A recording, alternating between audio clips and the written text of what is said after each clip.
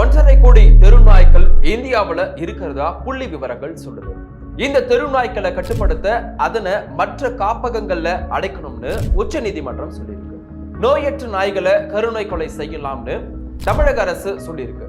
உலகத்துல எல்லா நாடுகள்லயுமே தெருநாய்க்கள் இருக்கு. பிற நாடுகள்ல கட்டுப்படுத்துற முறைகளை இந்தியா பின்பற்றணும்னு நிறைய பேர் சொல்லிட்டு வராங்க.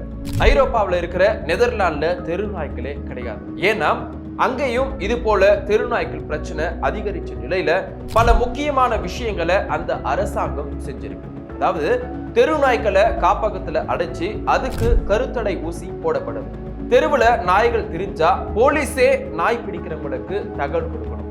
நாய் வளர்க்க ஆசைப்படுறவங்க நல்ல பிரீட் டாக்ஸ் வாங்கணும்னா அதுக்கு அதிகமா வரி கட்டணும். அதுக்கு பதிலா தெரு நாயை தத்தெடுத்து இலவசமாவே கிடைக்கும். அதே மாதிரி வீட்டுல வளர்க்கிற நாய்களை சரியா பாத்துக்கல அப்படின்னா அதுக்கு தண்டனையும் கிடைக்கும்.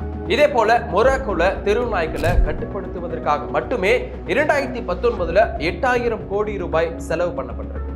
நாய் தொடர்பான புகார்களுக்கு 130 ஆபீஸ், 1244 நாய்கள் காப்பகம், அதுல வேலை செய்ய 130 டாக்டர்ஸ், 260 நர்சஸ், 260 பணியாளர்கள்னு எல்லா வகையிலையும் அந்த பணம் செலவு செய்யப்பட்டிருக்கு. அதை தொடர்ந்து எடுக்கப்பட்ட நடவடிக்கையில இப்போ மொராக்கோல நாய்கள் தொல்லை குறைஞ்சிருக்கு. ஆசியாவுல தெருநாய்களால பாதிக்கப்படுறதுல கம்போடியாவும் ஒரு நாடு.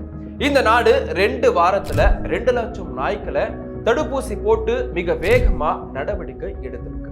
எல்லா தெருநாய்களுக்குமே முழுமையா கருத்தடை பண்ணின சாதனையை பூட்டான் நாடு செஞ்சிருக்கு. அதுவும் ஒரே வருஷத்துல இந்த விஷயத்தை பூட்டான் நாடு செஞ்சு முடிச்சிருக்கு.